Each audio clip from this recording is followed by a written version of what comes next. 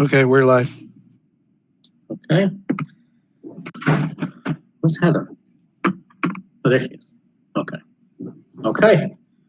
At this time, I'd like to recall to order the regular meeting of the Suffern Central School District Board of Education for Tuesday, July 7th, 2020.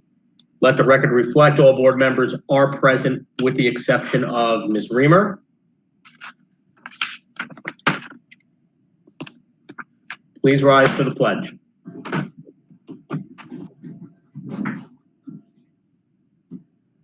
I pledge allegiance to the flag of the United States of America and to the republic for which it stands, one nation, under God, indivisible, with liberty and justice for all.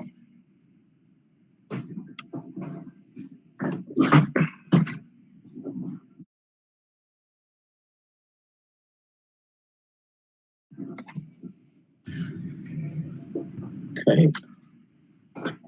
1.07 minutes of the regular meeting for June 16th. Do I have a motion? Move. Mr. McKenzie, do I have a second? Second. Mr. Karen? All those in favor signify by saying aye. Aye. Aye. All those against? Any abstentions? 1.08 minutes of the special meeting of June 22nd, 2020. Do I have a motion? Moved. Mr. McKenzie, is there a second? Second. Mr. Cairns? All those in favor signify by saying aye. Aye. All those against? Any abstentions? 1.09, acting superintendent comments.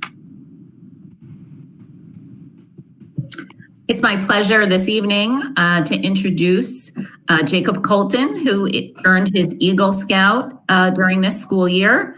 And Mr. Coronado, if you could take down the agenda, and I will share. I'm going to just share a picture and a brief description, Jacob, and I'm going to ask you to talk about your Eagle Scout project and a little bit about your journey to becoming an Eagle Scout. All right, that works. So anyway, hi, my name is Jacob Colton. I am currently 17 years old. I will be a senior in Suffern High School next year. And my Eagle project was the rebuilding of the sign outside the Salisbury Public Library. So what my project did was, back in 2019, around February to June, I had taken down the entire sign due to its rotting and its lack of keeping up with the cleaning and stuff. So the first thing I had done was take out the glass case, the sign, the poles, everything. Then I had put up a temporary sign just so people know where the library is. Then over the course of a few weeks, I had put up brand new poles, put up a brand new PVC sign, built a rock wall around the poles, added flowers to make it look more pretty, added a bench and a pathway, which was dedicated to my grandfather who passed away a few years ago. And the project was complete around middle of June of last year. Terrific. And what, can you talk a little bit about your journey to becoming an Eagle Scout? You know, what were the steps and how long does it take and things like that? All right. Well, one of the biggest things I learned from Eagle Scouts project is that make sure the parents take the back seat of the project. That's all I'm gonna say for now, but I know my dad's watching. All right. Well, congratulations, Jacob. We're really proud of you, Jacob, and really appreciative of beautiful out the too. advancement to our community. All right, thank you. Okay, congratulations. Thank you, Jacob. Great job. Good job. Congratulations. Well done, son. Jacob, just make sure that you give your parents a hug tonight because they might have been. All right, I'm gonna do that right now. Have a good night, guys. Thank you. Congratulations. Oh, great. That was great. Excellent. All right. I don't know if you had any other comments, Lee, or if that was on. Okay. Not at this time. Okay. That was great. 1.10, public participation. Heather, do you have anything for this portion? This is for action items only? No, I don't. Nope. Okay. We'll close that portion of the meeting. We'll move to action items. This is for action items 2.01 through 2.35. I'm sure there are board members who have things to pull, so.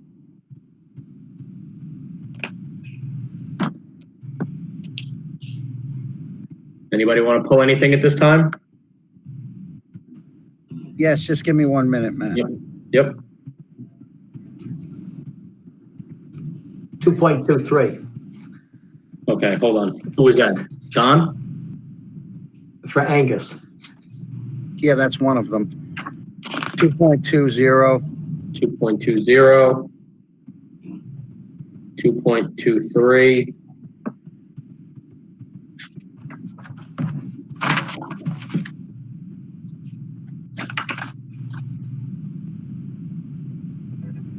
two point two two. 2.22.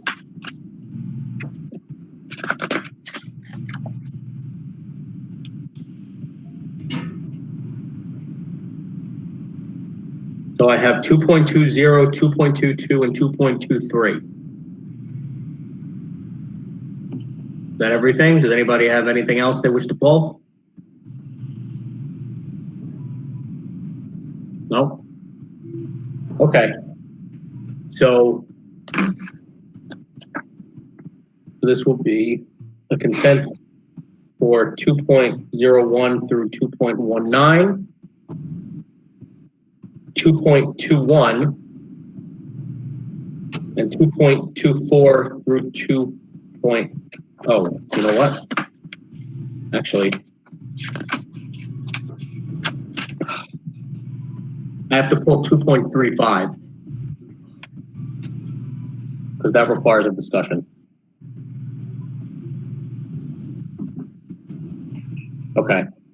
So we'll do a consent agenda for action items 2.01 through 2.19, 2.21, 2.24 through 2.34. Okay, Heather, you good? Yep, okay. Do I have a motion? Moved. Mr. Shapiro, for a second? Second. Mr. McKenzie? All those in favor signify by saying aye. Aye. Aye. All those against? Any abstentions? Okay. 2.20.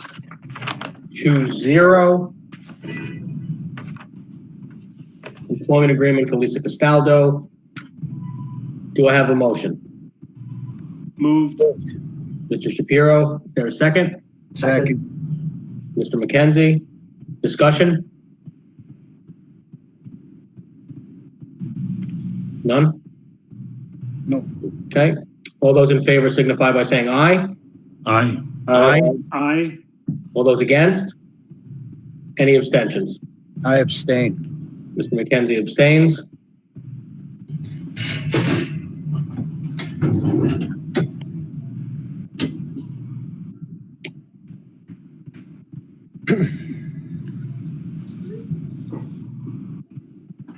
.22 employment agreement for Andy Riccione.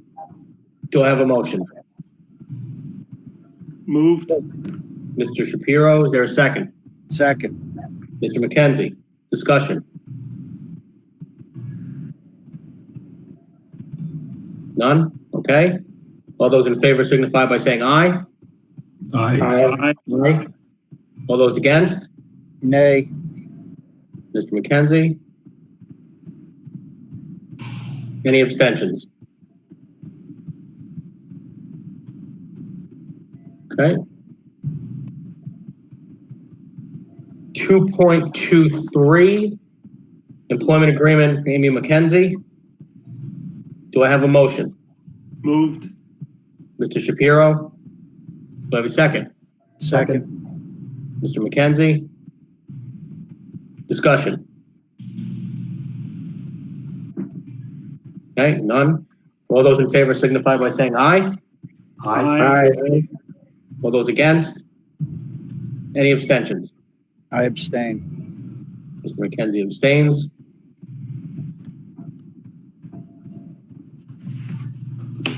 Okay, 2.35. 2.35, this is an appointment of board liaison or liaisons to the reopening committee. Do I have a motion? Moved. Mr. McKenzie, do I have a second? Second. Mr. Shapiro. Discussion. So, as we know, there's a reopening committee that's being spearheaded by Dr. Castaldo. And I know that we're getting the reopening team update in about 45 seconds. But we felt as though that there could be or should be a board liaison or liaisons to this committee. So, you know, we haven't really had an opportunity to discuss who would like to be on it. So at this time, I mean, I would certainly take any recommendations, or if anybody has a desire to be on it, this is the time, and we can appoint that. I would be willing to help. Nominate, Chris and Angus to be on it. Okay. Angus, I heard you just say that you would do it. Mhm. Okay.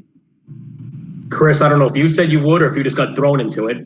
I would be happy to do it. I would, yeah, absolutely. Okay. All right. So it sounds as if Mr. McKenzie and Dr. Nickpon have been nominated and are accepting the role of board liaisons to the reopening committee. So all those in favor of our board liaison signify by saying aye. Aye. Aye. All those against? Any abstentions? All right, thank you. Thank you both for volunteering for this. I'm sure it's going to be a lot of work, because I have the feeling that we're about to get a rude awakening into how much work is going to be going into the reopening team. So, that being said, we'll close the action items and we'll move to the reopening team update. Dr. Castaldo. Okay, great. Eric, can you stop and I will start presenting? Can you all hear me? Yep. Okay. I think this. You good to go, Lisa. I'm sorry, what? Can you guys all see it? No. No, it didn't work. All right, let me try it one more time. Because I thought I did it. But I might have done it before Eric kind of released it to me. Let's see, what did I mean? Right, I did it before you had stopped, Eric.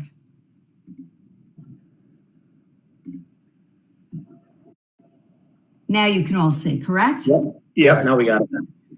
Okay, so yes, I heard a couple of things there, Mr. Kern, that you are extremely accurate on. This is going to be a lot of work. It already has been a lot of work. And it's one of those things where how we're feeling about it changes almost by the second. You hear something that makes it seem like it's going to go one way in September, then we hear something that seems like it's going to go another way in September. So it's still a very flexible and fluid situation at this point. With us today on our call is Paul Lubineski. Paul, if you just say hello or something like that, then everybody will see you. Good evening, everyone. Thanks for having me. So Paul is, as you may know, one of our teachers from the middle school, and Paul happened to be doing his internship to get certified as an administrator with me for this summer. I kind of brought him on board a little bit earlier than that, meaning in May. Once this committee started getting together, I knew that we would need a lot of assistance, and he's been kind of like my right-hand man working on one of the committees. So I'll talk more about that later, and you'll see how we've been using his assistance. So the goal, as you know, is for us to reopen in September in either a traditional, a blended, or a remote learning environment, or maybe a combination of all three that respects and preserves the health and safety of all of the Suffern Central School District community. So that's not just the students, it's also the teachers, it's all the faculty and employees, it's the Board of Ed members, it's the entire community. And that is the goal and remains the goal of the committee.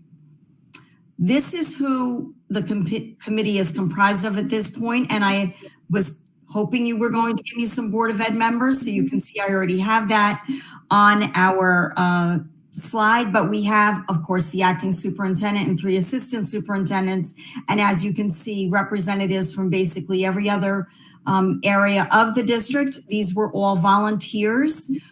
Every time we've released some information about this, every time I've spoken about it, every time Mrs. Weber has sent out an email, we've included that the dedicated email for this, which is reopeningteam@sufferncentral.org.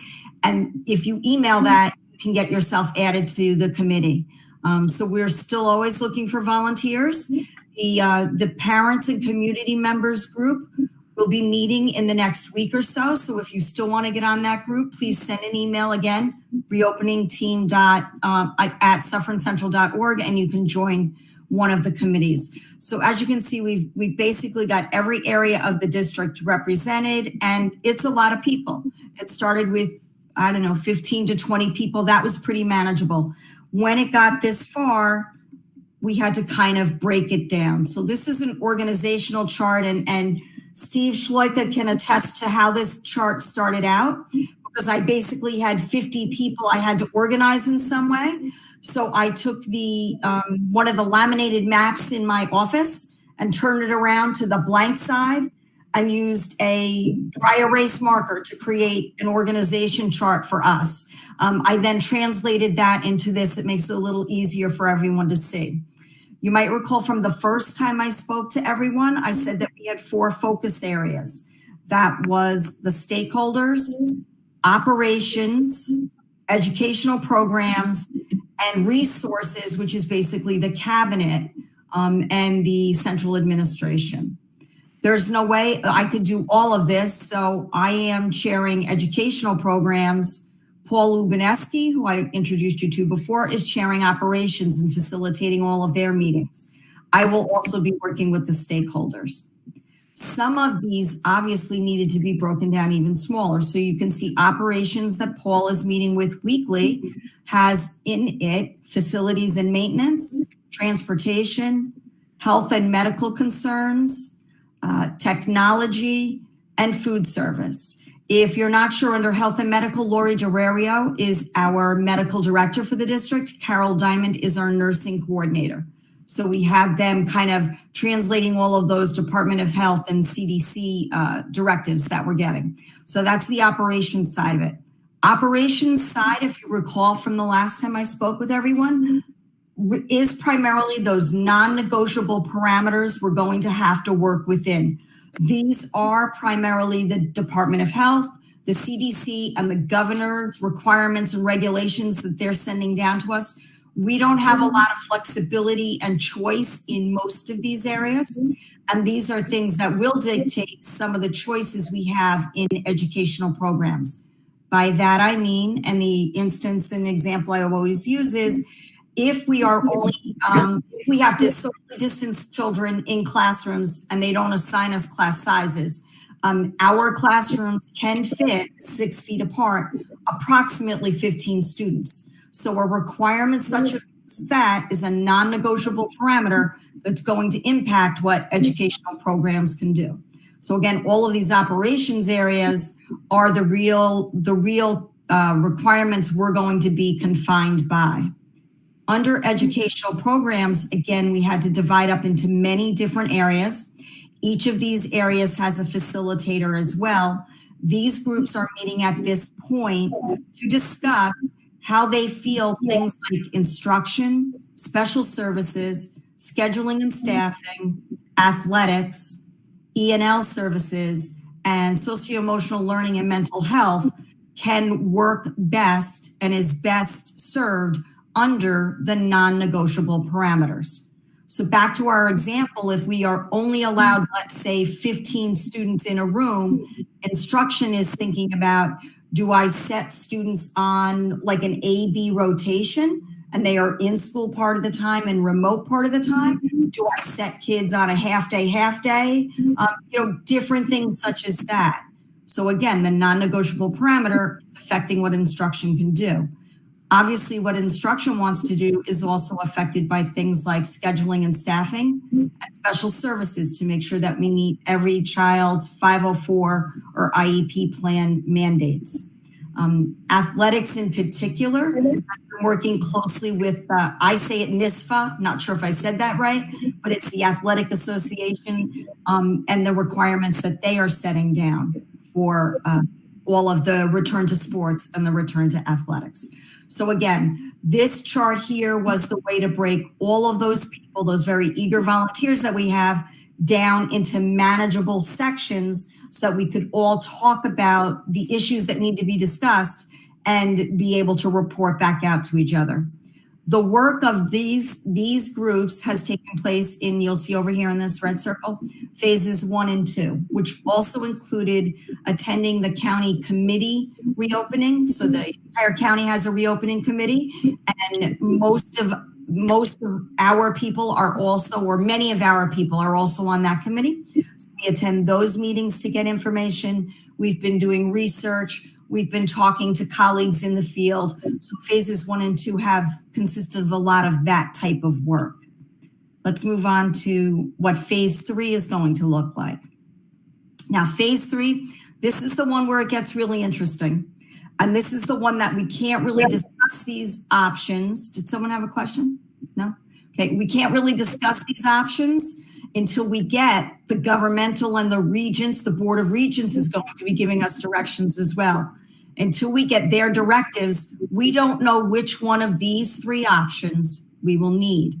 And it's very possible, and most of the advice is, especially even from DMG Group that we've used before, that we may need all 3 of these options next year, maybe 1 or 2 of them immediately in September. So phase 3 consists of all of the people from the chart before. All of those people will be jigsawed into these groups. Now, jigsaw is an old instructional practice and strategy that I used a lot when I was still in the classroom. Jigsaw is where you take the groups people were originally in and you then combine them together and break them into these 3 groups to talk about these 3 options. So an example, someone from the instruction group, 3 different people from the instruction group, one would be in traditional discussion, one would be in blended hybrid discussion, one would be in robust remote instruction. Those 3 people are experts in what the instruction group talked about. They then share that expertise with one of these 3 option areas that they've been assigned to. These option areas have lead administrators as well. So Sue Pario will be working with the robust remote group, and she's been doing a lot of research in that.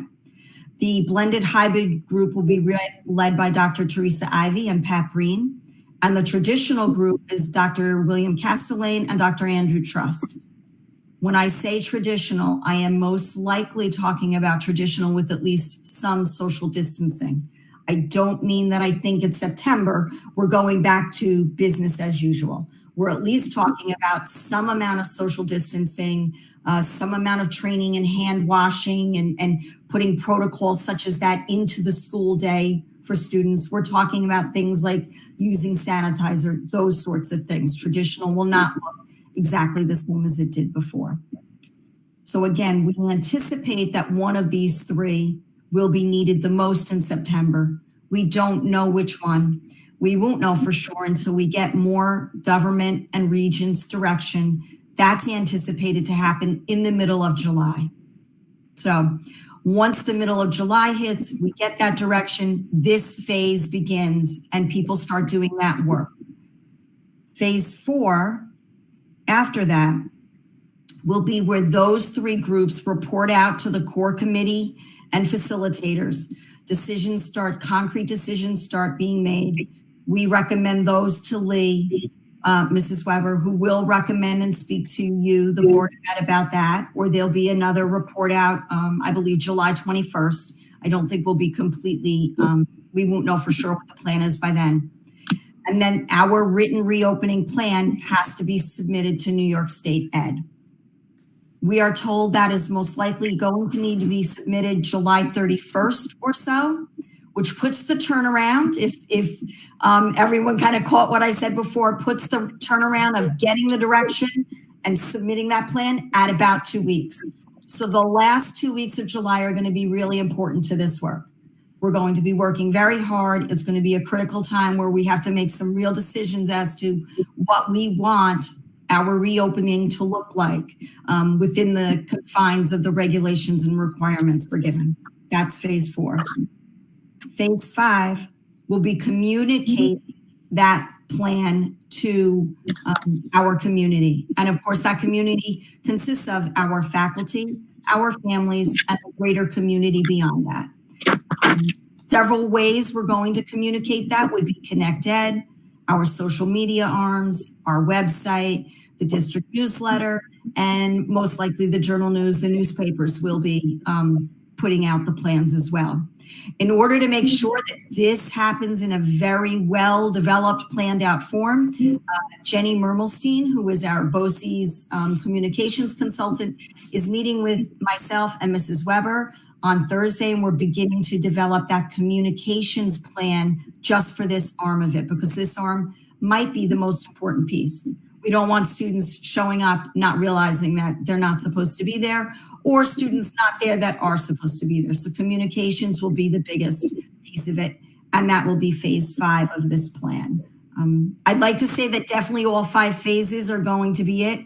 I don't think so. I do think that throughout the school year, there will be a plan as to how we have to address if we do have an outbreak, a cluster, if Rockland County starts going up in numbers, if New York State starts going up in numbers. So we're going to need to probably fall back on those 3 plans again: traditional, blended hybrid, and robust remote throughout the school year. Maybe not, but it's very possible we need to. So that's the way it's been organized. Talk a little bit about the timeline. This is some of the work that's been done. Again, I spoke about most of this already, but you can see this phase 1 was mid-May through June 30th. Mid-May is when Mrs. Weber asked me to take this on and to kind of do with all of this work. So this is the work that happened in phase 1. Phase 2 was from July 1st to July 14th. So we're still in the middle of this one. One of the biggest things that's happening in this one is the stakeholder groups, the families meeting, and the Board of Ed reps will be invited to that as well.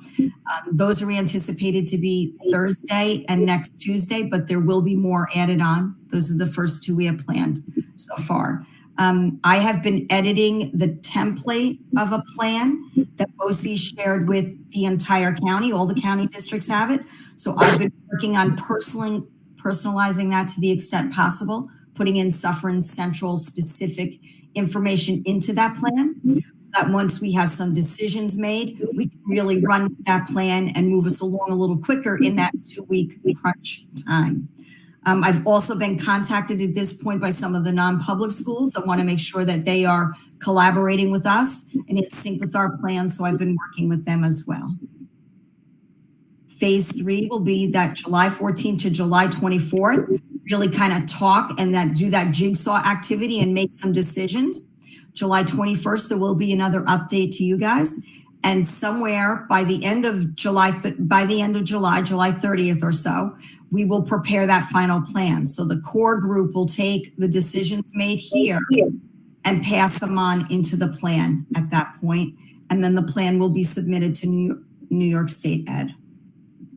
And again, phase 5 will be communicating the plan, completing the checklist. The BOE template has quite a checklist of items to make sure you go through after your plan is approved. Things like, does your calendar match? Do you have the correct cleaning supplies? All of those pieces are on the checklist that we do after the plan's been approved. And eventually school does reopen. As hopefully, let's see, how can I put this? Suffern Central will most likely not look exactly the same, but we will still have the fabulous and wonderful education that all of the students have been getting already. So it's going to be a different Suffern Central. It's going to be a strong Suffern Central. And the students will still be getting the wonderful experiences we've been able to give to them along the way. Okay. The parent meetings, as I talked about, and Board of Ed members, you'll be invited to this as well. They are Thursday and Tuesday right now. There will be other meetings scheduled, and parents will be asked to sit in on one of the 3 option groups as well, if they're interested in doing that. Okay. Anyone who has any thoughts, again, reopening team at sufferncencral.org. If you want to join, you want to volunteer, you just have a suggestion to make, please email us and let us know. And I open it up to questions now. And I can go back in the slides if you need me to. Okay, great, thank you. You're There's welcome. a lot of work being done there, and it's I know it's a lot of work, so thank you for You're welcome. all that you're putting into it, and for everybody else whose names aren't there but are doing work in the behind the scenes. Thanks to them as well. Oh, I should mention that the names will all be in the plan. So there's a spot in the plan for everyone's name who has volunteered. It's kind of a lot to put on here. But No, all I names will be in the plan, so everybody will have an idea of who did all of that work. Okay, great. Are there any questions? Does the board have any questions?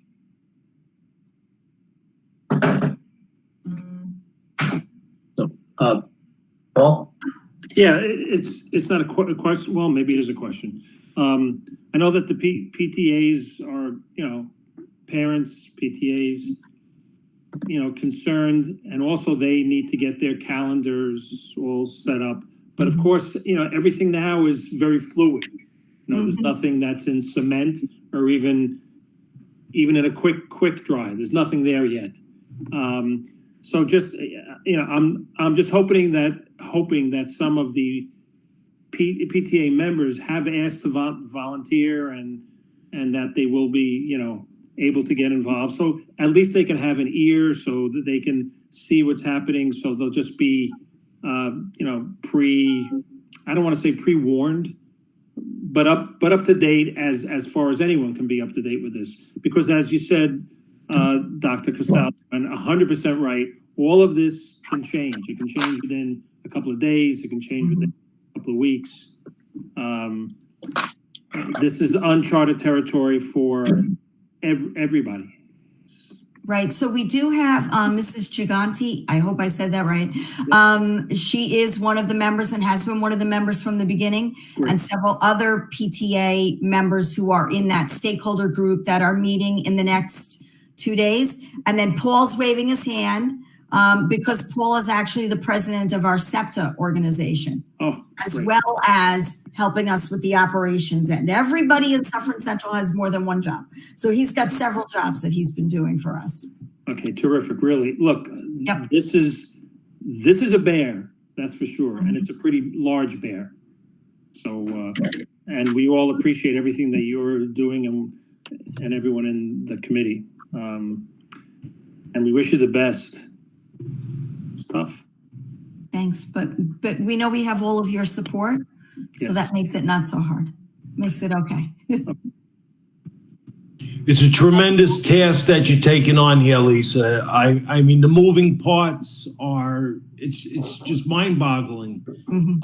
And as you know, the governor with a signing of a pen can change the game plan. And where are we? Back to square one. So I really appreciate everything you're doing. Believe me, it's a monumental task here coming. I think you're going to handle it though. Thank My you. money's on you. Thank you for everything here. Thank you. And thank the volunteers and everybody and the parents here. It's I will. important that we get their feedback too. Yep, definitely. Right, thank you. You're welcome. Great. Okay.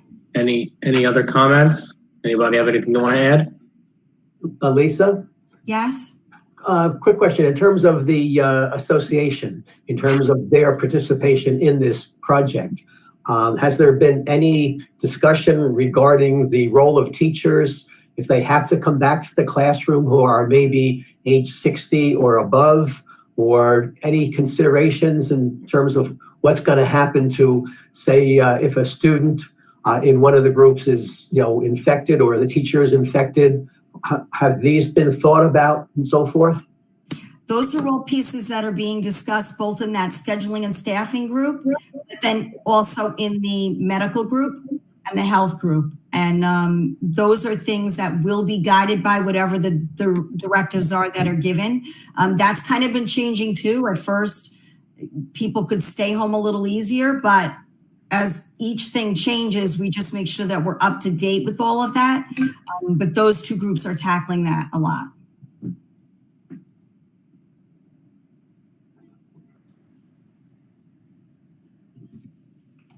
Okay. All right. Anything else? Any other questions? No?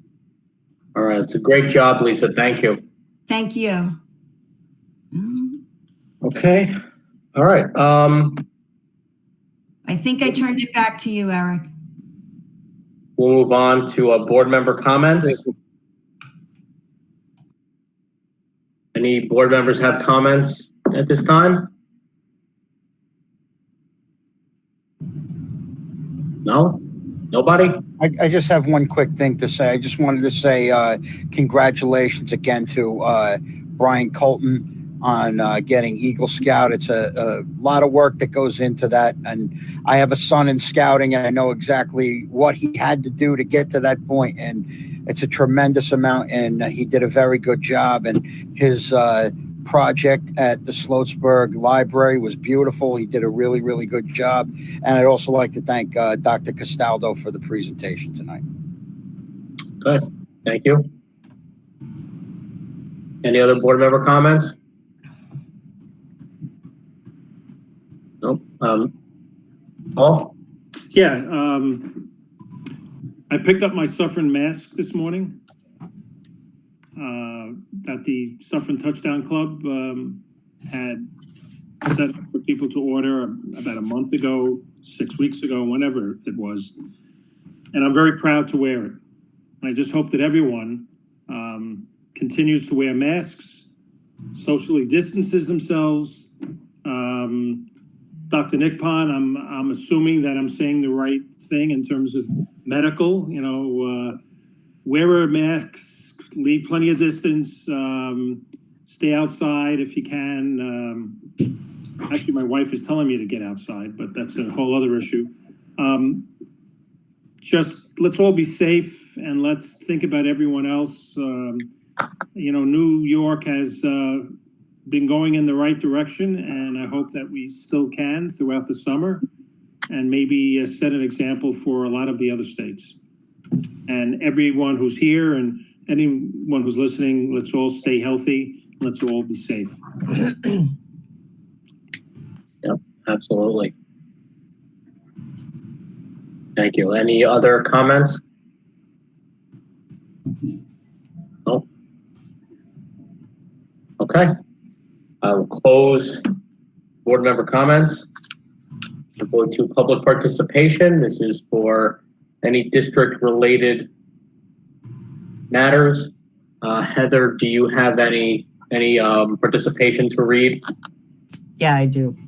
I Okay. have 3. So this. How many? 3. Okay. Teresa Swansea. Hello, members of the board. I am a proud parent of 2 Suffern High School students and have always spoken very highly of our district whenever possible. We have been blessed to have many wonderful years in Suffern Central School District, starting at kindergarten and now. They are a rising sophomore and senior, respectively. I'm writing this email because I filled out the survey and also sent an email that I would like to be part of the reopening committee.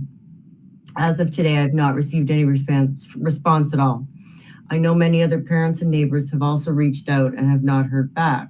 While I understand there are so many parents in our district, I also feel many of us would like to be acknowledged that we want to volunteer our time and to be part of this important and daunting process. I'm confident that the reopening committee has the safety and well-being of our students and faculty at the very forefront of its discussion.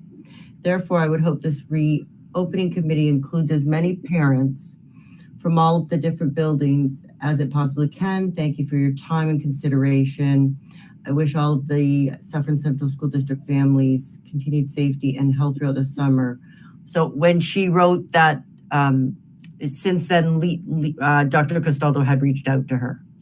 But she wanted it read in any event. Okay. Yeah, no, I definitely have corresponded with her via email, so. Okay. Okay. Thank you.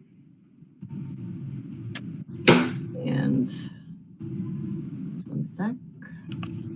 Stacy McGrath, this is from. I would like to request that there be parent participation in the reopening team from each school building in the district, as well as their associated PTAs. Parents who have different perspectives, experiences, and circumstances need to be at the table for these discussions to be successful.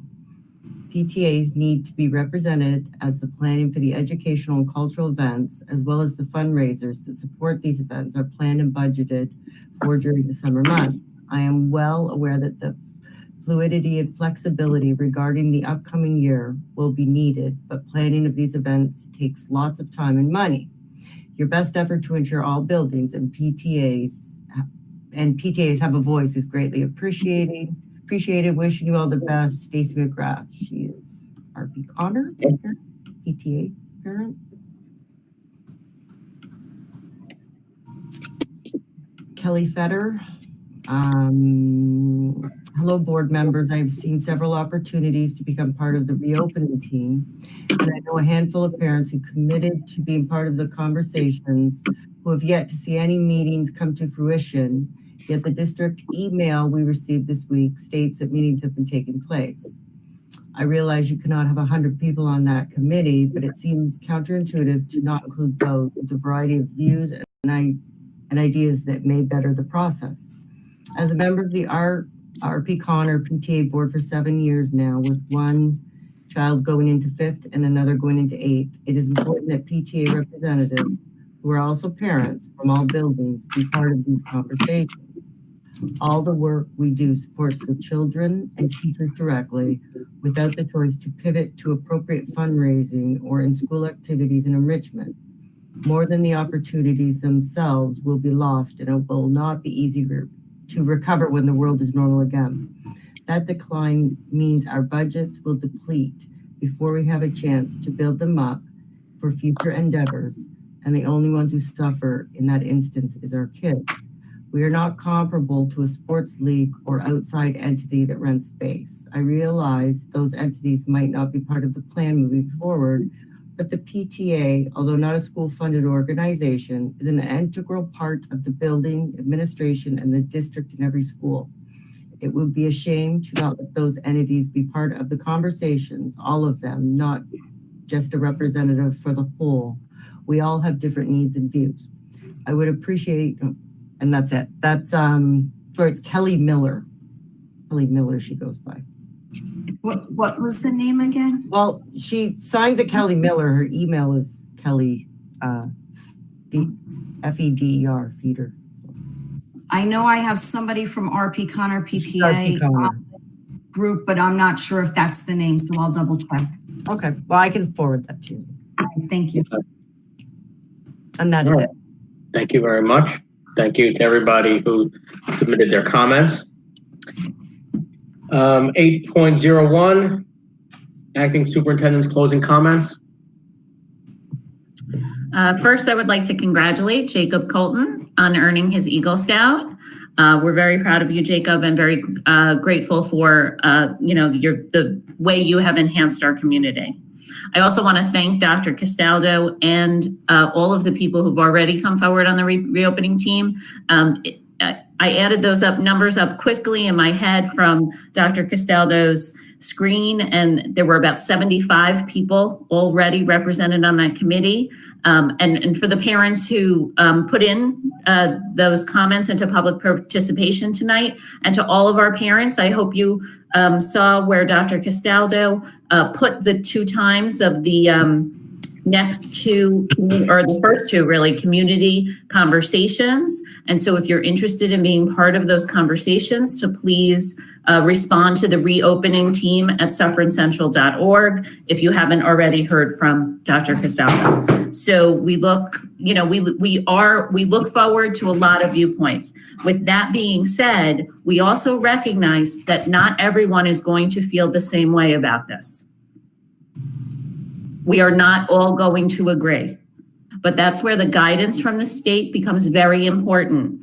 Mr. Cairns, you asked a question earlier that a lot of that answer will likely be provided by either from information from the Department of Health or from the governor himself in terms of how absences count for employees as this pandemic continues. So that we can expect some guidelines from that, I think, I would hope. But that's a lot, so as Dr. Castaldo mentioned, some of this is non-negotiable, some of it is within our realm of discussion. Even when we get to the things that are in our ability to discuss, we do have a very large, very robust community and committee, and we do want everyone's input. We also recognize that not everyone's going to agree. So that's something, that's the challenge here. We have an incredibly complex situation that none of us have ever dealt with before. We all have different feelings. We're in different places. And so we want to make sure absolutely all the voices are heard and come up with a plan that goes back to the mission of the group that's in the best health and safety, which includes physical health, but it also includes the mental health.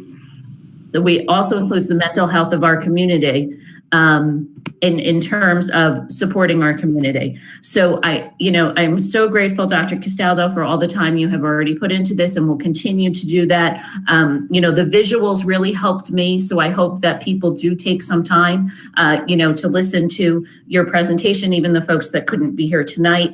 I want to thank, I had the opportunity to sit in on the instruction group today, just filled with teachers. So grateful for all of the people who are giving up their summer. I mean, let's not forget, this is July. Usually we're silent in July. There's nothing going on. But we're really asking people to put a tremendous effort in. As Dr. Castaldo mentioned, we expect guidance from the Board of Regents early next week, and we've got about 2.5 weeks to turn that around into a plan. So it is really going to be all hands on deck. And, it's a task we're up for. We are so lucky to have such an involved, caring, smart community. We have people who are really, really thoughtful about this. And so we're really, fortunate to have that. Everyone is invested. We know people are invested in our community. They're invested in our children. We want everyone to be safe. We want everyone learning. So we have some common goals, and it's a very complex organism and organization to get there. Thank you again to all of the team members. And, we will have another update at the next board meeting. As Dr. Castaldo mentioned, we're continuing to work on the communication plan so that we can keep folks abreast of things as they occur. Okay, great. Thank you. Thank you for all the comments. And that'll about do it. At this time, we'll make a motion to adjourn. We'll be meeting again in 2 weeks. So July 21st will be the next regular board meeting.